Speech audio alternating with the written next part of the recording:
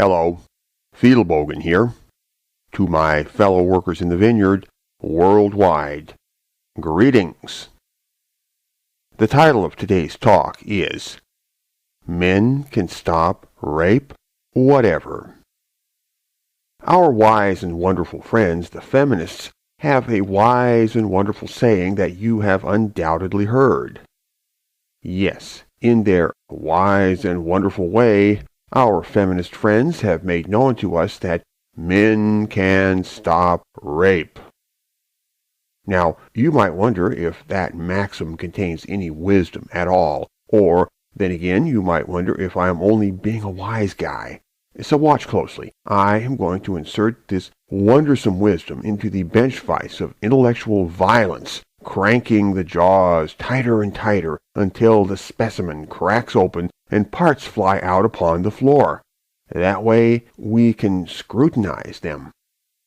You would remark nothing phallic in the manner of force applied to the task. Very well. Keeping hard logic on track in the spirit of rhetorical discipline, what does it really mean to say that men can stop rape?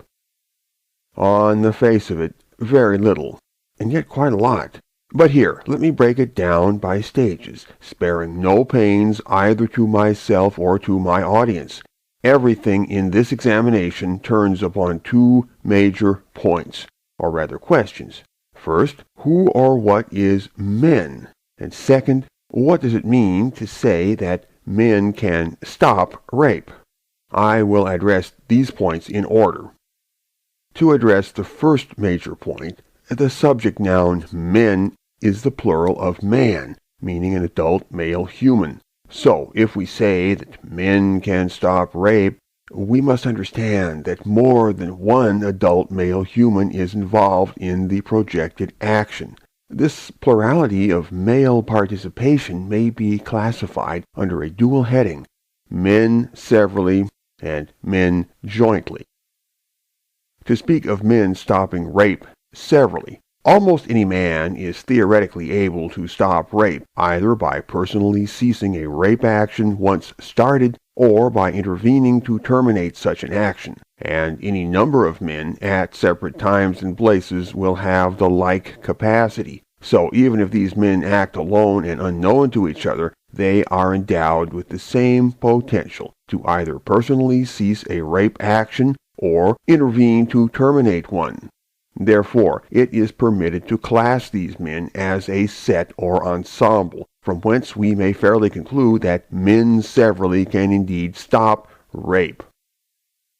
And to speak of men stopping rape jointly, if two or more adult human males happen upon a rape action in progress, it is possible for them to intervene and terminate this by acting in concert. Since they are more than one in number, it is here permitted to say that men have stopped rape rather than a man has stopped rape.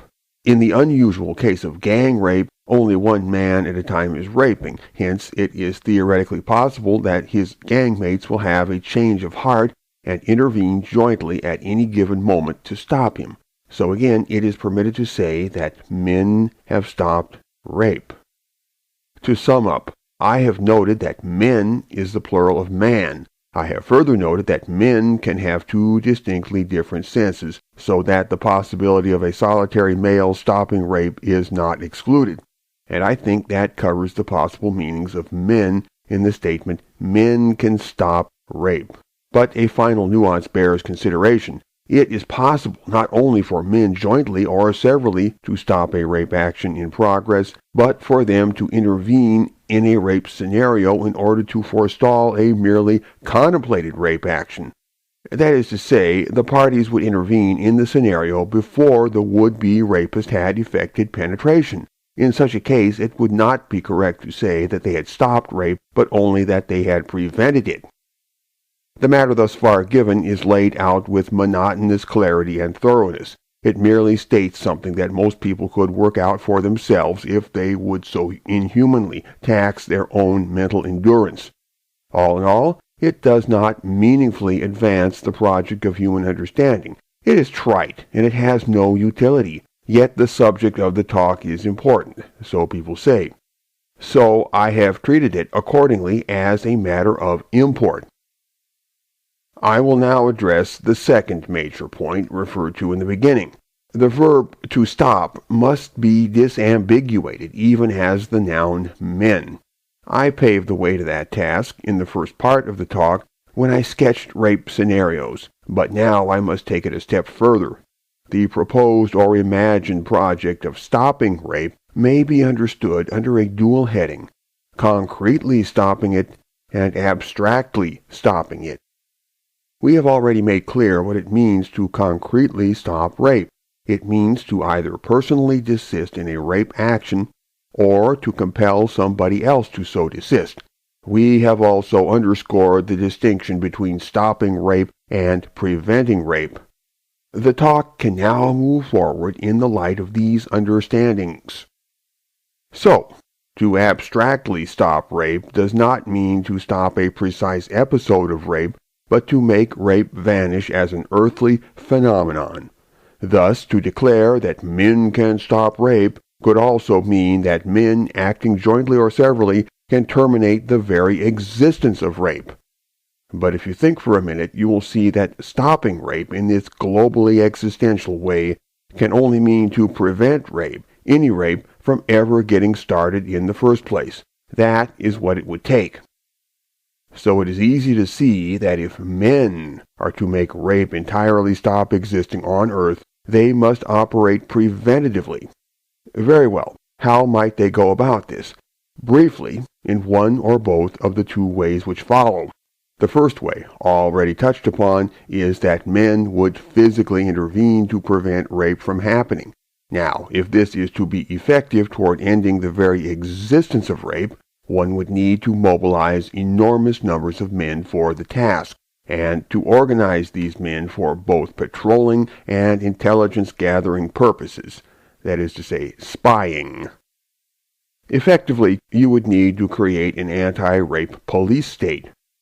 I am sure that most feminists, male and female alike, would find nothing to not like about such a scenario. The female feminist would find ample opportunity to make life miserable for men in general, while the collaborationists and their white knight helpers, the social conservatives, could make life miserable for particular classes of fellow men whom they wished to bully. The second way would be for men to never attempt rape under any condition. This would count as prevention by self-restraint, and it would occur through moral persuasion, simple fear, or a combination of these. Either way, the operative force would be mental pressure to not rape. To make such a thing happen, one would need to launch a preventative teaching campaign, a preventative terror campaign, or both. Theoretically, if men en masse were sufficiently lectured or terrorized, they just might never commit any rapes. Theoretically, I mean. And so rape would cease to exist as a phenomenon. And so we could say that men, either jointly or severally, had stopped rape, meaning that they had stopped rape in the abstract by preventing rape in the concrete occurrence.